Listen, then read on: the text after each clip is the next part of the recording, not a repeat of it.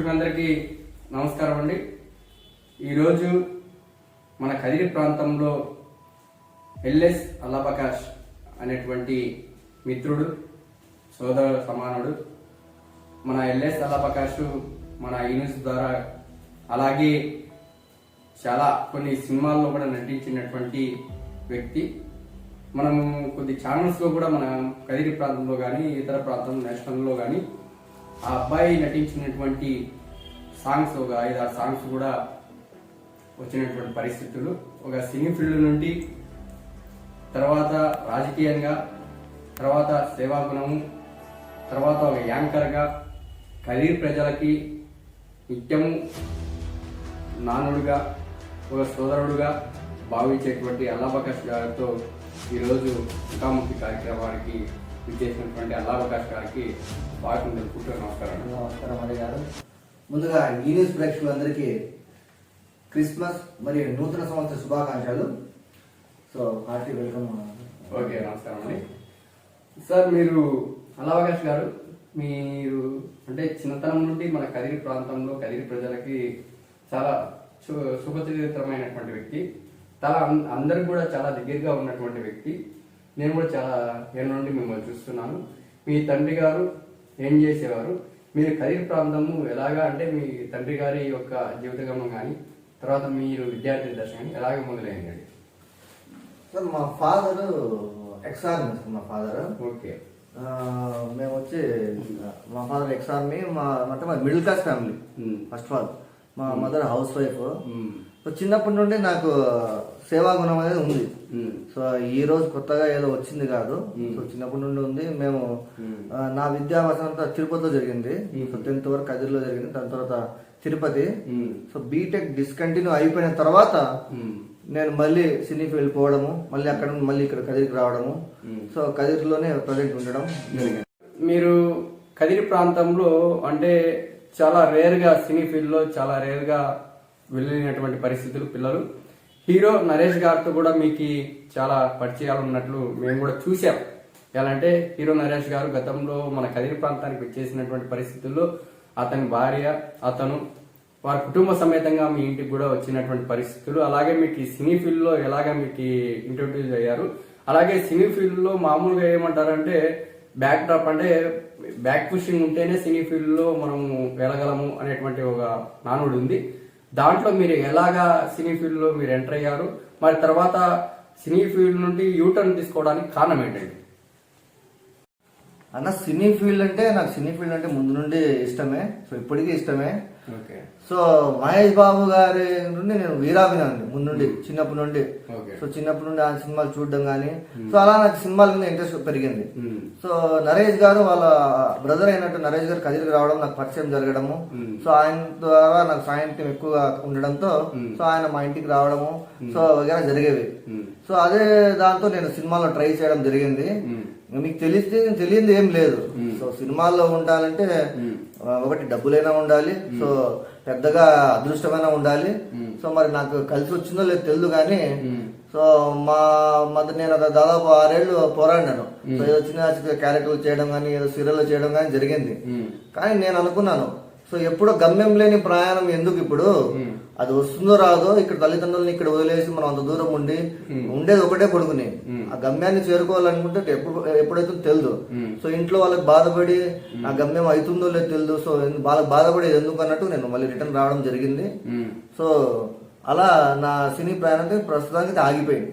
అంటే ఆఫర్ చేయాలంటే మీరు కొద్దిగా గ్లామర్ ఉన్నారు, అందులో కదిరి ప్రాంతంలో కూడా మనకి సినీ అంటే మీరు నటించినటువంటి సీరియల్ కావచ్చు, లేదంటే సాంగ్స్ కావచ్చు, వగేరా వగేరా కూడా హీరోకి ఏదైతే కావాల్సినటువంటివి ఉన్నాయో అన్నీ మీలో ఉన్నాయి.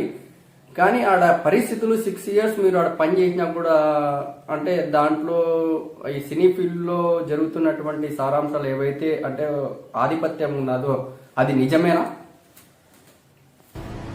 అన్న? నేను రాయలసీమ నుండి వచ్చినాను అన్న. నాకు బానిసత్వం అంటే ఏదో తెలీదు.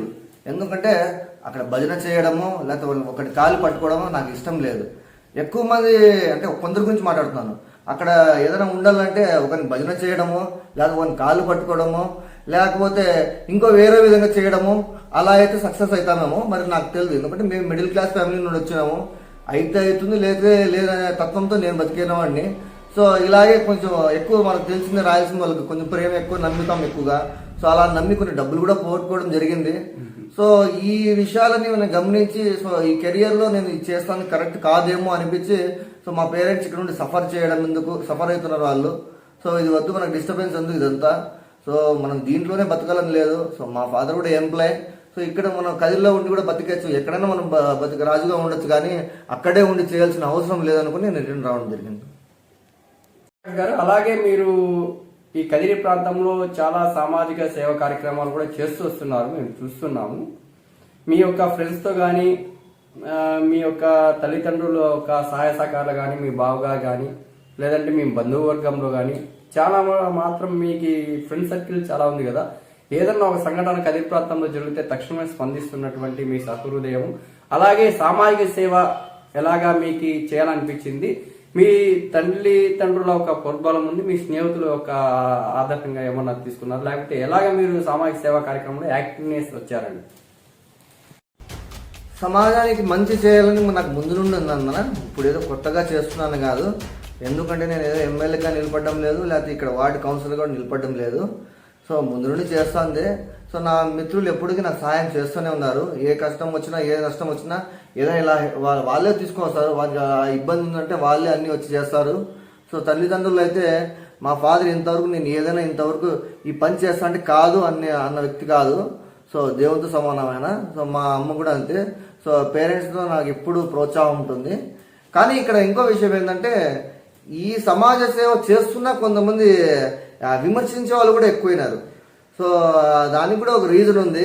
సో అందరికీ ఇంకోటండి, ఈ కదిరి ప్రాంతంలో మీకు ఎలాగైతే ఫాలోయింగ్ ఉందో అలాగే మామూలు మనిషి ఎదుగుతుంటే శత్రుశేషం అనేటువంటిది కూడా పెరుగుతుంది, మామూలు సహజం అది. కానీ మీకు ఫాలోయింగ్ తో పాటు మీ మీద వ్యతిరేకత ధోరణ కూడా ఎలాగొస్తుంది? దీనికి అంటే వ్యతిరేకత ధోరణ అంటే వారికి ఏమన్నా మీరు సహాయ సహకారాలు అందించట్లేదా, లేదంటే మీ ఎదుగుదల చూసి ఓర్చుకోలేక మీ మీద కొద్దిగా నెగిటివ్ కూడా థాట్స్ వస్తున్నాయి, దాని మీద మీ అభిప్రాయం ఏంటండి? అదే చెప్తున్నా కదా, ఈ భజన చేసేది నాకు రాదు. ఎందుకంటే ఇప్పుడు మనం అందరికీ నచ్చాలనే కాదు. సో రాముడు అంటే వాళ్ళే రావణుడికి నచ్చలేదు. సో అలా కాగా నేను కూడా అందరికీ నేను చేసే పని అందరికీ నచ్చాలనే అవసరం కూడా లేదు. సో నేను ఏదో చేస్తున్నానో మంచి జరగాల, అది ఆ వ్యక్తికి రీచ్ అవ్వాలనేది నా ముఖ్య ఉద్దేశం. సరే మీరు చెప్తాను కరెక్టే, కొందరు వ్యక్తులకు నచ్చడం లేదు. ఆ వ్యక్తులు ఎవరయ్యా అంటే నేను చెప్తాను వినండి. ఆ వ్యక్తులు ఏదో ఒక నాయకుని అనుకుని తిరిగే వాళ్ళు, లేకపోతే 500 1000కి అమ్ముడుపోయే వాళ్ళు, లేకపోతే వాళ్ళు పార్టీలు పెట్టుకో డబ్బులు వసూలు చేసుకునే వాళ్ళు, అంతే తప్ప వేరే వాళ్ళు ఎవ్వరు లేరు. ఎందుకంటే సహజంగా ఒక సామెత ఉంది, మన సొసైటీని మనం ముందుకు తీసుకొని పోలే. ఎలా అంటే ఒక పెద్ద అడిగితే రిప్లై ఇస్తాడు ఏమని, మనిషికి హెల్ప్ చేయాలంటే చెయ్యి పట్టుకుని లాగు, కాళ్ళు పట్టుకుని లాగని. కానీ కదురులో అందరూ భాయి ముస్లిం అంటారు, కానీ వెనకలో వచ్చి కాళ్ళు లాగుతున్నారు. సో అది అంతేగాని అంతకుమించి ఏం లేదు. ఎందుకంటే అదేం ఫ్యాషన్ కుటుంబం కాదు. అలాగే అండి, మీరు కదిరి ప్రాంతంలో ఇప్పుడు జరుగుతున్నటువంటి రాజకీయాలు, మీరు గత ఒక 15 సంవత్సరాల నుండి చూస్తున్నటువంటి రాజకీయాలు మొత్తం ఇవన్నీ కంపేరింగ్ చేస్తే కదిరి రాజకీయాలు యువత ఏ విధంగా రాజకీయాలు భవిష్యత్ తరాలకి ఏ విధంగా వాళ్ళ ఒక ఆదర్శంగా నిలబడాలని, యువత ఎలాగా రాజకీయాలు చేయాలని ఆలోచన ధోరణిలో ఉందని మీ భావం అండి? రాజకీయాలు మాట్లాడేంత వయసు మాది కాదన్నా. ఎందుకంటే మీకన్నా చాలా చిన్నవాడి, నేను రాజకీయాల్లో లేను, ఎప్పుడు రాజకీయాలు చేసినవాడి కాదు. రాజకీయాలు మాట్లాడేంత వయసు కాదు. కానీ ఒకటైతే చెప్తా అన్నా, ఎందుకంటే కదిరిలో ఉన్న దాదాపు ఇప్పుడు ఎంత కదిరిలో ఉన్నా కాబట్టి ఆ పరిస్థితులు బట్టి చెప్తా. సో అభ్యర్థి ఏ పార్టీ వాడు అనేది చూడొద్దండి, ఆ అభ్యర్థి ఏం చేశాడో చూడండి. టోపీ పెట్టుకునేవాడు కాదు, వాడు ముందు ఏమైనా టోపీ పెట్టాడా అనేది ఫస్ట్ ఆలోచించండి. ఎందుకంటే ఆల్రెడీ కదిలో చాలా మంది ఇలాగే టోపీలు పెడుతున్నారు. సో ఆ విషయం చూసుకోండి. ఇంకా యువత కంటారా, మన యువత నేను కూడా చూస్తున్నా దాదాపు కదిరి గోరంట రోడ్డు మనం చూస్తున్నాము, కదిరిలో ఉన్న కాలువలు చూస్తున్నాము, కదిరిలో ఉన్న బీడీ కార్మికుల సమస్యలు చూస్తున్నాము, కదిరిలో ఉన్న చదువు ఇంటర్ అయిపోయినాక ఏదైనా చదవాలంటే బయట ఊర్లో పోయి పడుతున్న బాధలు తెలుసు మనకు. కదిరిలో ఇప్పటికీ ఏదైనా గ్రౌండ్ ఏదైనా మనం ఆడాలంటే అక్కడ ఇబ్బంది పడుతున్న పరిస్థితి తెలుసు. కదిరిలో మహిళలకు ఎలా రక్షణ ఎట్లుందో మనకు తెలుసు. సో ఇలాంటి పరిస్థితులు అన్ని చూస్తున్నాం కాబట్టి మన యువత కూడా మేల్కొని సో రాజకీయాల మీద ఆసక్తి తెచ్చుకొని సో మన కదిరి డెవలప్మెంట్ పోరాడాల్సిన అవసరం ఎంత. అలాగే అండి, అలాగే వాకాష్ గారు, మీరు ఇన్ని ఆదర్శ భావాలతో ఉన్నటువంటి వ్యక్తి మీరు అనేకమైనటువంటి సినీ ఫీల్డ్లో కానీ లేదంటే కదిరి ప్రాంతంలో కానీ నిత్యం చూస్తున్నటువంటి పరిస్థితులు, మీరు రాజకీయాల్లోకి వచ్చి మార్పు అనేటువంటిది తేవచ్చు కదండి? ఖచ్చితంగా వస్తా అన్న, నాకు కూడా రాజకీయాలంటే ఇంట్రెస్ట్ ఉంది, ఖచ్చితంగా వస్తా. కానీ దానికి సమయం ఉందన్న, ఇప్పుడు ఈ సమయం కాదు. సో ఎందుకంటే ఈ సమయం ఖచ్చితంగా నా అవసరం ఉందన్నప్పుడు నేను కూడా ఖచ్చితంగా వస్తా. ఆ సమయానికి నేను కూడా రాజకీయాలు వస్తా. ఇప్పటికైతే రాను, కానీ ఆ సమయం వచ్చినప్పుడు ఖచ్చితంగా రాజకీయాల్లోకి వస్తాను. అంటే మీకు ఈ రాజకీయాల్లో కూడా సరైనటువంటి గుర్తింపు లేదు, అందుకని కొద్దిగా యూటర్న్ తీసుకున్నారని కొంతమంది అడుగుతుంటారు. మామూలుగా క్యాజువల్ మాట్లాడుతుంటాం కదా ఎక్కడెక్కడ. అంటే మీరు రాజకీయాల్లో ఉన్నారా లేదంటే రాబోతున్నారా ఏంటి అని కొంతమందికి డౌట్ఫుల్ కూడా ఉంది. ఒకవేళ అల్లబగస్ అనేటువంటి వ్యక్తి మామూలుగా సోషల్ మీడియా ప్రకారం అయితేనేమి, అలాగే మన యూనిస్ ద్వారా అయితేనేమి, ఎలక్ట్రానిక్ అండ్ ప్రింట్ మీడియాలో అయితేనేమి అనేకమైనటువంటి మీ యొక్క చేస్తున్నటువంటి యాక్టివిటీ కానీ వగేరా వగేరా చూస్తున్నారు కదా. ఇప్పుడు మీరు రాజకీయాల్లో ఉన్నట్లా లేనట్లా? మంచి ప్రశ్న అడిగినా. ఫస్ట్ ఆఫ్ ఆల్ నేను ఈ న్యూస్ రియాలని ధన్యవాదాలు చెప్పుకోవాలి. ఎందుకంటే ఈ న్యూస్ ద్వారా నాకు ఇంత గుర్తింపు వచ్చింది first of all. Second of all నేను రాజకీయాలు ఇప్పుడు 26 ఏళ్ళ కుర్రాండి అన్నా. నేను ఏ రోజు రాజకీయాలు కానీ పార్టీ జెండాలు పెట్టుకుని తిరిగినవాడిని కాదు. సో నేను రాజకీయాల్లో ఈ రోజు రావాలని ఆసక్తి ఉంది, కానీ ఇంతవరకు నేను రాజకీయాలు చేయలేదు. కానీ ఇప్పుడు ఇక్కడ జరుగుతుంది ఏంటంటే కదిరిలో పని తక్కువ ఉంది ఇప్పుడు. అంటే కొందరు వ్యక్తులు ఏం చేస్తున్నారంటే పని పాటిన అడుగులు ఆ టీ హోటల్ దగ్గర అక్కడిక్కడ కూర్చొని వీళ్ళకి రాజకీయాలు చేసే పని ఉంది. సో ఏనికి పోతుంది రాళ్ళు కొడతా ఉంటారు అన్న. దాన్ని పట్టించుకొని మనం వాళ్ళ గురించి ఆలోచించిన అవసరం లేదు. నేను ఆ రోజు రాజకీయాల్లో ఖచ్చితంగా రాజకీయాల్లో వస్తాను. వచ్చినప్పుడు మాత్రం ఒక హిట్ లిస్ట్ రాసుకున్నాను, యా నా కొడుకును వదలను. ఆ రోజు మాత్రం ఖచ్చితంగా ఎవరైతే దారిని పోయినాడు రాయి కొట్టినాడు ప్రతీకారంగా ఆ రాయితే వాళ్ళకు కూడా పడుతుంది. అదైతే ఖచ్చితంగా చెప్తాను. అలాగే అల్లబగస్ గారు, మీకు ఈ కదిరి ప్రాంతం మోస్ట్ ఎలిజిబుల్ బ్యాచులర్ మీరే అని చాలా మంది అభిప్రాయం. అంటే మీరు మ్యారేజ్ చేసుకోవచ్చు కదా, ఆ వయసులో జరిగే దశ ఆ వయసులో జరగాలి. అంటే మీరు బ్యాచులర్ గా ఉండి సభ్య సమాజానికి ఏం మెసేజ్ ఇస్తున్నారు మాకు అర్థం చేయాలంటే, అమ్మా నాన్న వయసు రీత్యా కూడా చాలా వయసు అయినటువంటి పరిస్థితి, నాన్న రిటైర్మెంట్. అలాగే మీరు కూడా మంచి యంగర్, అందులో యూత్ఫుల్ గా మంచి ఫాలోయింగ్ అనేటువంటి వ్యక్తి. మీరు కూడా మ్యారేజ్ చేసుకుంటే బాగుంటది కదా. మీరు ఇంకా ఏమన్నా బ్యాచులర్ ఇంకా మీరు అనుభవించాలని చూస్తున్నారా? అలాగేం లేదు, మీరు మరి నన్ను ఏదో ఇది చేస్తారు. మోస్ట్ ఎలిజిబుల్ అలాంటి ఏం లేదు. నేను కూడా ఒక పెద్ద ఆయనకి అనుకుంటాండి, ఆయనకి ఇన్స్పిరేషన్ తీసుకుని సోలో లైఫ్ సో బెటర్ ఏమో అని నేను కూడా ఇన్ని రోజులు ఊళ్ళో ఉంటే. కానీ నాకు కూడా అర్థమైంది, సో ఈ సోలో లైఫ్ చాలా రోజులు పనికిరాదు. సో మనం కూడా సెటిల్ అవ్వాలి. మేబీ నాకు తెలిసి నెక్స్ట్ ఇయర్ ఖచ్చితంగా మ్యారేజ్ అవుతుందా. అలా ఏం మీరు అనుకున్నంత ఏం లేదు. సో మా మదర్ కూడా లవ్ మ్యారేజ్ అరేంజ్ మ్యారేజ్ లేదన్నా, లవ్ కలర్ఫుల్. అందులో మీరు ఉన్నటువంటి సమాజం అంటే మీరు ఆల్మోస్ట్ ఆల్ సినీ ఫీల్డ్ లో ఉన్నటువంటి పరిస్థితులు, అనేకమైనటువంటి కోణాలు చూసినటువంటి సిటీ కల్చర్ లో ఉన్నటువంటి పరిస్థితుల్లో ఎవరైనా కూడా అబ్బాయి బాగున్నాడని ఒకవేళ లవ్ చేసిండొచ్చు. లవ్ చేశారా ఏమన్నా? సో మీరు ప్రశ్నతో అడిగినారో, నేను ఒక అమ్మాయి ఉంది అదే అడిగింది. సో చూసే ఎర్రగా బుర్రగా ఉన్నావు, నేను ఖచ్చితంగా 3 అమ్మాయిలను నీకు గర్ల్ ఫ్రెండ్స్ ఉంటారంటే, సో అందరూ అలాగే మోసపోతున్నారు. వీనికి ఎవరో వీడు ఇంత ఉన్నాడంటే వీడు ఖచ్చితంగా 2-3 మెయింటైన్ చేస్తారు. కానీ అయ్యా తల్లి నన్ను ఎవరితో ఇంతవరకు మాట్లాడింది లేదు, చేసింది లేదు. సో అదంతా బ్యాడ్. నేను అలాంటి దానికి ఏం ఇంతవరకు లేదు. సో మా మదర్ ఫాదర్ వాళ్ళు ఎవరిని చూపిస్తే వాళ్ళకి చేసుకుని అరేంజ్ మ్యారేజ్ చేసుకుంటాను. అలాగే ఈ న్యూస్ ద్వారా మీరు అనేకమైనటువంటి కోణాల్లో, అంటే ఈ న్యూస్ ద్వారా వివిధ దేశాల్లో కూడా ఈ న్యూస్ సబ్స్క్రైబర్స్ ఉన్నారు కాబట్టి ఈ న్యూస్ ద్వారా మీరు చాలా చాకచక్యంగా మాట్లాడగలరు. కదిరిలో చాలా అంటే రేర్ గా ఉన్నటువంటి పరిస్థితులు, కదిరి పాపులేషన్ లో దాదాపు 2 లక్షల పైచులుకుంటే దాంట్లో బెస్ట్ యాంకర్ అనేటువంటిది కొద్ది ఉంది. అలాంటి ఈ న్యూస్ ద్వారానే మీకు చాలా దూరం వెళ్ళారు. విదేశాల్లో కూడా ఈ న్యూస్ యాజమాన్యానికి కూడా ఫోన్స్ కానీ వగేరా కానీ వస్తున్నాయి. యాంకర్ అంటే మీరుంటే చూసేటువంటి ప్రేక్షకులు కూడా వేలలో దాటేటువంటి పరిస్థితులు. అంటే మీ యొక్క గ్లామరా లేదంటే యూనిస్ యొక్క సహాయ సహకారాలా ఏంటి మాకు అర్థం కావట్లేదు. దీనికి మీరే సమాధానం చెప్పాలండి. 100% అది ఈ న్యూస్ కే గ్రేట్. ఎందుకంటే ఒక రోజు మా వీధి సమస్యని నేను తీసుకుని పోయాను. సో ఎంత మందికి చెప్పినా ఎవరు రియాక్ట్ అవడం లేదు. సో ఈ న్యూస్ అధినేత అంటే ఇలియాస్ గారికి నేను కాల్ చేయడం, ఆయన రావడము, సో ఆ వీడియో వైరల్ కావడం జరిగింది. సో అప్పటికి నా టాలెంట్ ఏదో నాకు తెలిసి వచ్చింది. సో నేను కూడా సోషల్ రెస్పాండ్ గా మాట్లాడితే జనాలు చూస్తున్నారు అనేది నాకు ఆ విషయం అర్థమైంది. సో దాని తర్వాత కరోనా టైంలో కూడా అనేక కార్యక్రమాలు చేయడం జరిగింది. సో ఒక మహిళ 3 రోజులు ఒకటే దగ్గర ఉండిపోతే ఆ మహిళని మనమే తీసుకొని పోయి ఆ గమ్యస్థానానికి చేరడం జరిగింది. సో ఇంకొక బాలుడు ఏదో ఆయన మిమిక్రీ ఆర్టిస్ట్ అంటే రోడ్డు పైన అతను బెగ్గింగ్ చేస్తుంటే అతనికి కూడా ఆర్థిక సహాయం చేయడం జరిగింది. అదే విధంగా ఒక 40 కుటుంబాలు ఒకటే దగ్గర లాక్డౌన్ లో ఆగిపోయింటే వాళ్ళు కూలీ లేక డబ్బులు లేక ఇబ్బంది పడుతుంటే వాళ్ళకు కూడా 40 రోజులు మా ఫ్రెండ్స్ అందరూ కలిసి దాతలు అనేక మంది దాతలు చేసి 40 రోజులు ఫుడ్ ఇవ్వడం జరిగింది. అదే విధంగా మేము చాలా మంది ఇక్కడ రోడ్లలో కనపడుతున్న వాళ్ళందరినీ బెగ్గర్స్ ఉంటారు, వాళ్ళందరికీ ఐడెంటిఫై చేసి వాళ్ళకి భోజనాలు ఇవ్వడం జరిగింది. సో అదే విధంగా కరోనా టైంలో కూడా చాలా మంది భయపడుతున్నారు, సో కరోనా ఉందేమో అన్నట్టు. సో అలాంటి దగ్గర కూడా పోయి మేము వాళ్ళకి ఏం కావాలన్నా చూసి ఇదంతా జరిగిందంతా ఈ న్యూస్ ద్వారానే జరిగింది. సో ఆ క్రెడిట్ అంతా ఈ న్యూస్కి వచ్చింది. మీరు భవిష్యత్తులో మీరు ఏదైతే ఆశిస్తున్నారో అది సామాజిక సేవ కావచ్చు, అలాగే బ్యాచిలర్ లైఫ్ నుండి మీరు మ్యారేజ్ లైఫ్. ప్రకాష్ గారు, మీరు ఇంకోటి ఏంటంటే మన కదిరి ప్రాంతంలో కూడా చాలా మందికి ఒక డౌట్ఫుల్గా ఉంది, మీరు యాంకరా, యాక్టరా, లేకపోతే రాజకీయ నాయకుడా, లేకపోతే పెళ్లి కాని బ్యాచిలరా అంటే అందరూ ఒక ఆలోచనలో ఉన్నారు.